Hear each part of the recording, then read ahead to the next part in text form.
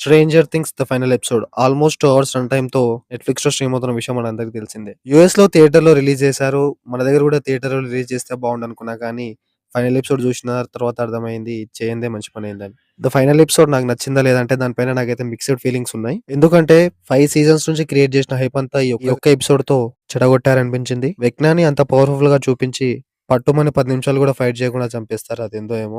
ఏదో ఎండింగ్ ఇవ్వాలి కదా! ఏదో ఒకటి వీళ్ళ మొఖాన కొడదాంలా అన్నట్టు రష్‌గా షూట్ చేశారన్న ఫీలింగ్ కలుగుతుంది. విజ్ఞాని అయితే కామెడీ చేసి పడేశారు. టోటల్ ప్లాట్ అంతా 1 అవర్‌లో అయిపోతే ఇంకో 1 అవర్ మొత్తం సోదియే ఉంటది. అందరూ ఎక్కడెక్కడ ఎలా సెటిల్ అయ్యారని చూపించడానికి మన డఫర్ బ్రదర్స్ 1 అవర్ తీసుకుంటారు. ఇంకా ఎమోషనల్ సీన్స్ విషయానికొచ్చేస్తే చాలా బాగా కనెక్ట్ అవుతాం. మంచి ఎమోషన్‌ని పండించారు అందరూ. అండ్ ఇంకా పెర్ఫార్మన్స్ విషయానికొచ్చేస్తే యాస్ యూజువల్ అందరూ బానే చేశారు.